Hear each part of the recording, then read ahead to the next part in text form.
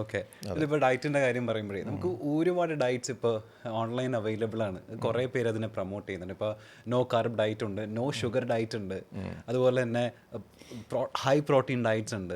ഇത് ഭയങ്കരമായിട്ട് strictly follow ചെയ്യുന്ന ഒരു കൂട്ടം യങ് ജനറേഷനാണ്. അപ്പോൾ ഇത് കണ്ണടച്ച് ഈ ഡയറ്റ് ഫോളോ ചെയ്യുന്നത് കൊണ്ടേ, അതായത് ഒരു കോംപ്രമൈസ് ഇല്ലാതെ സ്ട്രിക്ട്ലി ഈ ഡയറ്റ്സ് ഫോളോ ചെയ്യുന്നതുകൊണ്ട് നമ്മളുടെ എന്തെങ്കിലും ന്യൂറോളജിക്കലി എന്തെങ്കിലും എഫക്ട്സ് നമ്മുടെ ബോഡിയിൽ ദോഷകരമായിട്ട് അഡ്വേഴ്സ് ആയിട്ട് എഫക്റ്റ് ചെയ്യുന്നുണ്ടോ?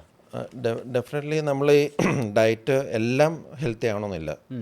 ഓരോരുത്തർ ഓരോ കൺസെപ്റ്റ്സ് കൊണ്ടുവരുന്നതാണ്. ചിലതൊക്കെ സാഹചര്യം അനുസരിച്ച് നമ്മൾ എപ്പോഴും ഒരു 100% ബെനിഫിറ്റ് 0 റിസ്ക് അങ്ങനെ പറയാൻ പറ്റത്തില്ല. ബെനിഫിറ്റ് വേഴ്സസ് റിസ്ക് ആണ് നമ്മൾ നോക്കുന്നത്. അപ്പോൾ അത് നമുക്ക് ബോഡിക്ക് എന്താണ് ആവശ്യം അതനുസരിച്ചുള്ള ഡയറ്റ് നമ്മൾ ഡിസൈൻ ചെയ്യുക എന്നുള്ളതാണ് നമ്മൾ ചെയ്യേണ്ടത്. ഓരോരുത്തർക്ക് ഓരോ രീതിയാണ്. ഓരോരുത്തരുടെ ബോഡി BMIയും ബോഡി മെറ്റബോളിസമൊക്കെ നോക്കിയിട്ടാണ് നമ്മൾ ഡിസൈഡ് ചെയ്യുന്നത്. അപ്പോൾ ഇതിൻ്റെ അകത്ത് ഫ്യൂ കൺസെപ്റ്റ്സ് ഉണ്ട്. നമ്മുടെ ഫുഡിൻ്റെ കൺസംഷൻ ഫ്യൂ കൺസെപ്റ്റ്സ് എന്ന് വെച്ച് കഴിഞ്ഞാൽ, ഒന്നെന്ന് പറഞ്ഞാൽ നമ്മുടെ ആൾട്ടേർഡ് ഫുഡ് എപ്പോഴും ഹാംഫുൾ ആണെന്ന് പറയുന്നത്. ഓക്കെ. ഇപ്പോൾ ആൾട്ടേർഡ് ഫുഡ് എന്ന് വെച്ച് കഴിഞ്ഞാൽ നമ്മുടെ നേരത്തെ പറഞ്ഞ പോലെ നമ്മുടെ ജനറേഷൻ എന്ന് പറഞ്ഞാൽ ഒരു 10,000 അല്ലെങ്കിൽ 1,00,000 വർഷങ്ങൾക്ക് മുമ്പ് തന്നെ ഹ്യൂമൻ റൈസ് ഉണ്ട്. അപ്പോൾ അവരെല്ലാവരും വളരെ നാച്ചുറലായിട്ടുള്ള ഫുഡായിരുന്നു കഴിച്ചുകൊണ്ടിരുന്നത്. അപ്പോൾ നമ്മുടെ ഹ്യൂമൻസ് പറഞ്ഞാൽ ബേസിക്കലി ഓവർ ദി എവല്യൂഷൻ നമ്മുടെ ബോഡി അക്യൂർ ചെയ്തേക്കുന്ന എന്ന് പറഞ്ഞാൽ നാച്ചുറൽ ഫുഡ് കഴിക്കുക എന്നുള്ളതാണ്.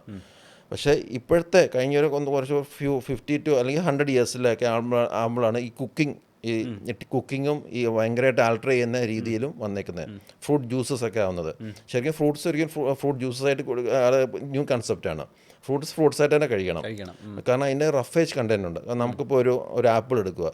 ഒരു ആപ്പിൾ നമ്മൾ ആപ്പിളായിട്ട് കഴിച്ചാലാണോ അതോ ആപ്പിൾ ജ്യൂസായിട്ട് കഴിക്കുമ്പോഴാണ് കൂടുതൽ കാലറി ബോഡിയിലേക്ക് അബ്സോർബ് ആവുന്നത്? ഏതിലായിരിക്കും? ഫ്രൂട്ടായിട്ട് കഴിക്കുമ്പോഴാണോ? അല്ല, ജ്യൂസ് ആകുമ്പോഴാണ്. കാരണം എന്താ വെച്ച് കഴിഞ്ഞാൽ ഈ ആപ്പിളിന് അതിൻ്റെ റഫേജ് ഉണ്ട്, അതിൻ്റെ ഫൈബർ. അപ്പോൾ അതിനെ നമ്മൾ ജ്യൂസായി കഴിഞ്ഞാൽ അതിൻ്റെ ഫൈബേഴ്സ് എല്ലാം ഡിസ്റ്റോർട്ട് ആയി പോകും. ഇപ്പോൾ ഈ ഫൈബർ എന്ന് പറഞ്ഞാൽ നമ്മുടെ ഈ ബോഡിയിലെ ഈ ഫാസ്റ്റ് അബ്സോർപ്ഷനെ പ്രിവെൻറ്റ് ചെയ്യുന്ന ഒരു സംഭവം, അത് ഡൈജഷനൊക്കെ ഹെൽപ്പ് ചെയ്യുന്ന സംഭവം.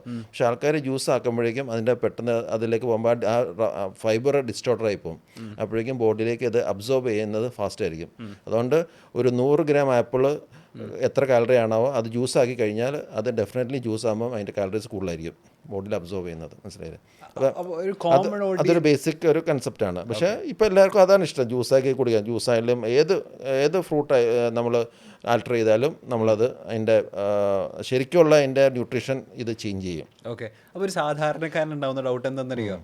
ഞാനൊക്കെ ചിന്തിക്കുന്നത്, ഇത് നമ്മളിപ്പോൾ ഫ്രൂട്ടായിട്ട് കഴിക്കുമ്പോൾ ഒരു ഒറ്റ ആപ്പിൾ വരെ അല്ലെങ്കിൽ ഒറ്റ ഒരു ഓറഞ്ചല്ലേ കഴിക്കുന്നത്. നമ്മൾ ജ്യൂസ് ആവുമ്പോൾ ചിലപ്പോൾ നമ്മൾ 3-4 ഓറഞ്ച് എടുക്കുമല്ലോ, അപ്പോൾ അതിൻ്റെ എഫക്റ്റ് കൂടുതലല്ലേ എന്നാണ് ഒരു സാധാരണക്കാരൻ വിചാരിക്കുന്നത്. അതെ, അപ്പം അത് 3 ആപ്പിളിൻ്റെ ആയിട്ട് കൂടുതൽ വരും. മനസ്സിലായില്ല? ആ റഫേജ് ഡിസ്റ്റോർട്ടർ ആകുമ്പോൾ ബോഡിയിൽ അത് കൂടുതൽ അബ്സോർവ് ചെയ്യും ബേസിക്. പക്ഷേ അത് പ്രാക്ടിക്കലി എത്ര പോസിബിൾ അല്ലെങ്കിലും നമ്മൾ ആൾട്ടർ ചെയ്യാതെ കഴിക്കുന്നതാണ് എപ്പോഴും നല്ലത്. വെജിറ്റബിൾസ് ആണെങ്കിലും നമ്മൾ ബേസിക്കലി ഒരു മാക്സിമം സ്റ്റീം ചെയ്ത് വേണമെങ്കിൽ ഇത്തിരി സോൾട്ട് ആഡ് ചെയ്ത് കഴിക്കുന്നതാണ് ഏറ്റവും നല്ലത്. നമ്മൾ എത്രത്തോളം ആൾട്ടർ ചെയ്യുന്നോ അതെല്ലാം ബോഡിക്ക് ഹാംഫുൾ എഫക്ട്സ് ഉണ്ടാക്കും എന്നാണ് ശരിക്കുള്ള കൺസെപ്റ്റ്. അതുകൊണ്ടാണ് ഈ ഫുഡ് റിലേറ്റഡ് ആയിട്ടുള്ള പല ഇഷ്യൂസും കൂടി വരുന്നത്. മനസ്സിലായില്ലേ? അപ്പം ബേസിക്കലി ആ ഒരു കൺസെപ്റ്റാണ്. അപ്പം ഈ പാലിയോ ഡയറ്റിൻ്റെയൊക്കെ ബേസിക് കൺസെപ്റ്റ് അതാണ്. പാലിയോ ഡയറ്റ് അതായത് ഈ ഫുഡിനെ ആൾട്ടർ ചെയ്യാതെ കഴിക്കുക. അപ്പോൾ അവിടുത്തെ ആൾക്കാരെല്ലാം വളരെ നാച്ചുറലായിട്ട് എല്ലാം കഴിക്കുന്നു. എല്ലാം മാക്സിമം നാച്ചുറലായിട്ട് എങ്ങനെ കിട്ടുന്നു അത് വൃത്തിക്ക് കഴിക്കുക എന്ന് മാത്രമേ ഉള്ളൂ. പെസ്റ്റിസൈഡ് ഒന്നും ഇല്ലാത്ത നാച്ചുറൽ ഫുഡ്. ഫ്രൂട്ട്സ് ആണെങ്കിലും വെജിറ്റബിൾസ് ആണെങ്കിലും എല്ലാം. റൈസ് ആണെങ്കിലും ആദ്യം ജസ്റ്റ് ഒന്ന് സ്റ്റീം ചെയ്യുക. നോൺ വെജ് ഫിഷൊക്കെ ആണെങ്കിലും അങ്ങനെ ഒരുപാട് അങ്ങോട്ട് കുക്ക് ചെയ്യാതെ സ്പൈസസ് ഒന്നും ഇല്ലാതെ അങ്ങനെയൊക്കെ, അതാണ് ഈ അങ്ങനത്തെ ഒരു ഡയറ്റാണ് പാലിയോ ഡയറ്റ്. പക്ഷെ അത് എല്ലായിടത്തും പ്രാക്ടീസ് ചെയ്യാറില്ല. പിന്നെ ആൾക്കാർ ചില നോ കാർബ് വെയിറ്റ് കുറയ്ക്കാൻ വേണ്ടിയുള്ള കീറ്റോ ഡയറ്റ് എന്നൊക്കെ പറഞ്ഞ് ചെയ്യും. Keto diet actually is not a healthy diet. ഒരു ഹെൽത്തി ഡയറ്റ് അല്ല. പക്ഷേ നമ്മൾ പറഞ്ഞല്ലോ അതിൻ്റെ ബെനിഫിറ്റ് റിസ്ക് വെച്ച് നോക്കുമ്പോൾ ഭയങ്കരമായിട്ട് ഒബീസായിട്ട് ആൾക്കാർക്ക് വെയിറ്റ് കുറയ്ക്കാൻ വേണ്ടി കീറ്റോ ഡയറ്റ് വേണമെങ്കിൽ ചെയ്യാം. അത് under strict supervision of A nutritionist. കാരണം അവർ കംപ്ലീറ്റ്ലി കാർബോഹൈഡ്രേറ്റ്സ് സ്റ്റോപ്പ് ചെയ്യുക. ആൾക്കാർ കാർബോഹൈഡ്രേറ്റ്സ് കഴിക്കുന്നത് എന്തോ വിഷമാണെന്ന് പറഞ്ഞാണ് ഇപ്പോൾ പല ആൾക്കാരും പ്രൊമോട്ട് ചെയ്യുന്നത്. ആക്ച്വലി കാർബോഹൈഡ്രേറ്റ്സ് നമ്മുടെ ബോഡിക്ക് ആവശ്യമുണ്ട്, പക്ഷെ അത് ഒരുപാട് ആവാൻ പാടില്ലെന്നേ ഉള്ളൂ.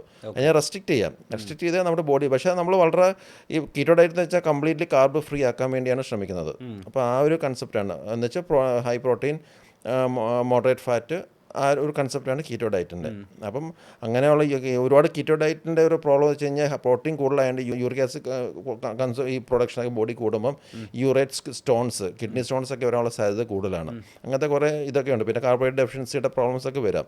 അപ്പം ഡെഫിനറ്റ്ലി കീറ്റോ ഡയറ്റ് എന്ന് പറഞ്ഞു കഴിഞ്ഞാൽ അത് എല്ലാവർക്കും എടുക്കാൻ പറ്റത്തില്ല. അത് സ്ട്രിക്റ്റ് ന്യൂട്രീഷൻ സപ്പോർട്ട്, ന്യൂട്രീഷൻ്റെ ഗൈഡൻസിൽ വെച്ച് തന്നെ വേണം എടുക്കാനായിട്ട്. പിന്നെ ആൾക്കാർ ചില തരം ഫാസ്റ്റിങ്ങിൻ്റെ കാര്യമൊക്കെ പറയാറുണ്ട്, ഇൻ്റർമീഡിയറ്റ് ഫാസ്റ്റിംഗ്. ഇപ്പോൾ ഇൻ്റർമീഡിയറ്റ് ഫാസ്റ്റിംഗ് എന്ന് വെച്ച് കഴിഞ്ഞാൽ ബേസിക്കലി ഒരു 16 hours, ഒരു ദിവസം 8 മണിക്കൂർ ഫുഡ് കഴിക്കുക. മോർണിംഗ് ഒരു 8 മണി തൊട്ട് വൈകുന്നേരം 4 മണി വരെ ആ സമയത്തുള്ളിൽ ഭക്ഷണം കഴിക്കുക. 4 മണിക്ക് തൊട്ട് പിറ്റേ ദിവസം 8 മണി വരെ, അത് 16 മണിക്കൂർ ഫാസ്റ്റിംഗ് കൊടുക്കുക, വെള്ളം മാത്രം കുടിക്കുക എന്നുള്ളതാണ്.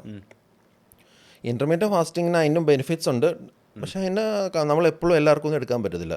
ഇപ്പോൾ ഇൻ്റർമീഡിയറ്റ് ഫാസ്റ്റിങ്ങിൻ്റെ കൺസെപ്റ്റ് എന്ന് വെച്ച് കഴിഞ്ഞാൽ ലോങ് ടേം ഓഫ് ഫാസ്റ്റിംഗ് കൊടുത്തു കഴിയുമ്പോഴേക്കും ബോഡിയുടെ ഉള്ളിലുള്ള ന്യൂട്രീഷൻ തന്നെ യൂസ് ചെയ്യാൻ തുടങ്ങും. അപ്പം ബേസിക്കലി വിസ്റൽ ഫാറ്റ്, നമ്മുടെ വയറിലുള്ള ഫാറ്റും അങ്ങനത്തെ കാര്യങ്ങളൊക്കെ കുറയ്ക്കാനും ബോഡിയുടെ ചില അബ്നോർമൽ സെൽസ് ഒക്കെ ഉണ്ട് അതിനെ ഡിസ്ട്രോയ് ചെയ്യാനും, അപ്പോപ്റ്റോസിസ് എന്ന് പറയും, ഡിസ്ട്രോയ് ചെയ്യാനും ഒക്കെ ഹെൽപ്പ് ചെയ്യും. ബേസിക്കലി അത് വളരെ നല്ലൊരു കൺസെപ്റ്റ്. അതായത് ഈ ക്യാൻസറിനെ പ്രീ ക്യാൻസർ സ്റ്റേജിൽ നിന്ന് അതിനെ റിവേർട്ട് ചെയ്യാനായിട്ട് കുറച്ചൊക്കെ ഹെൽപ്പ് ചെയ്യുന്നതാണ് ഇൻ്റർമീഡിയറ്റ് ഫാസ്റ്റിങ്ങിലൂടെ ചെയ്യാൻ പറ്റും എന്നാണ് സ്റ്റഡീസ് പ്രൂവ് ചെയ്തേക്കുന്നത്. അപ്പോൾ അങ്ങനത്തെ കാര്യങ്ങളൊക്കെ ഇൻ്റർമീഡിയറ്റ് ഫാസ്റ്റിംഗ് ഒക്കെ നല്ലതാണ്. ആ ഒരു ലോങ് ഫാസ്റ്റിംഗ് പീരീഡ് കൊടുക്കുമ്പോൾ ബോഡിയുടെ ന്യൂട്രീഷൻ തന്നെ ഉപയോഗിക്കുന്നു. അങ്ങനെ ബോഡിയുടെ പല എന്ന് വെച്ചാൽ ഈ ഹാംഫുൾ എഫക്ട്സിനെയൊക്കെ ഒരു പരിധിവരെ നമുക്ക് കുറയ്ക്കാൻ സാധിക്കുമെന്ന്, ഇൻ്റർമീഡിയറ്റ് ഫാസ്റ്റിങ്ങിലൂടെ കുറയ്ക്കാൻ സാധിക്കുമെന്ന് സ്റ്റഡീസ് പറയുന്നുണ്ട്. പക്ഷേ ഇൻ്റർമീഡിയറ്റ് ഫാസ്റ്റിങ്ങിൻ്റെ ഒരു പ്രോബ്ലം വെച്ച് കഴിഞ്ഞാൽ അത് എല്ലാവർക്കൊന്നും പറ്റത്തില്ല. ബേസിക്കലി ഒരു ഹെൽത്തി ആയിട്ടുള്ള ആൾക്കാർക്ക് ഇൻ്റർമീഡിയറ്റ് ഫാസ്റ്റിംഗ് ചെയ്യാൻ പറ്റത്തുള്ളൂ. അപ്പം നമുക്ക് ഹൈ ഡയബറ്റീസ് ഉള്ളവർക്ക് നമുക്ക് ഇൻ്റർമീഡിയറ്റ് ഫാസ്റ്റിംഗ് ചെയ്യാൻ പറ്റത്തില്ല. അപ്പം ലോങ് ഫാസ്റ്റിംഗ് എടുക്കുമ്പോഴേക്കും ഷുഗർ താന്നു പോകും, അങ്ങനെ അവർക്ക് പറ്റത്തില്ല. ഗ്യാസ്ട്രൈറ്റിസ്, ഈ ഗ്യാസിൻ്റെ പ്രശ്നമുള്ളത്, ഗ്യാസ്ട്രിക് ഇറിറ്റേഷൻ, ഗ്യാസ്ട്രിക് അൾസർ ഉള്ള ആൾക്കാർക്ക് ചെയ്യാൻ പറ്റില്ല. മൈഗ്രെയിൻ ഉള്ളവർക്ക് ചെയ്യാൻ പറ്റും. മൈഗ്രെയിൻ ഉള്ളവർക്ക് ലോങ് ഫാസ്റ്റിംഗ് പോയി കഴിഞ്ഞാൽ തലവേദന വരാം. പിന്നെ ചില ലൈഫ് സ്റ്റൈൽ ഡിസീസസ് ഒക്കെ ഉള്ള ആൾക്കാർ, ഹാർട്ട് പ്രോബ്ലംസ് ഉള്ളവർക്കും നല്ല സിവിയർ തൈറോയ്ഡ് പ്രോബ്ലംസ് ഒക്കെ ഉള്ളവർക്ക് അങ്ങനെയുള്ളവർക്കൊന്നും ലോങ് ഫാസ്റ്റിംഗ് പറ്റത്തില്ല. പിന്നെ ലോ BP ഉള്ള ആൾക്കാർ എന്ന് വെച്ചാൽ ചില ആൾക്കാർക്ക് BP കുറവായിരിക്കും. അപ്പോൾ അങ്ങനെയുള്ളവർ ലോങ് ഫാസ്റ്റിംഗ് പോയി കഴിഞ്ഞാൽ അവർ BP പിന്നെയും കുറഞ്ഞ് അവർക്ക് തലകറക്കമൊക്കെ വരാൻ സാധ്യതയുണ്ട്. അപ്പോൾ അങ്ങനെയുള്ളവർക്കൊന്നും ഇൻ്റർമീഡിയറ്റ് ഫാസ്റ്റിംഗ് പറ്റത്തില്ല. ഒരു ബേസിക് ഹെൽത്തി ആയിട്ടുള്ള ആൾക്കാർക്ക് ഇടയ്ക്ക് നമ്മൾ ഇൻ്റർമീഡിയറ്റ് ഫാസ്റ്റിംഗ് ചെയ്ത് കഴിഞ്ഞാൽ അതിൻ്റെ ബെനിഫിറ്റ്സ് ഉണ്ട്. അപ്പോൾ നമ്മൾ എപ്പോഴും അതിൻ്റെ ഒരു ബെനിഫിറ്റ് റിസ്ക് നോക്കിയിട്ട് വേണം നമ്മളൊരു ഡയറ്റ് ചൂസ് ചെയ്യാൻ. ഓക്കെ.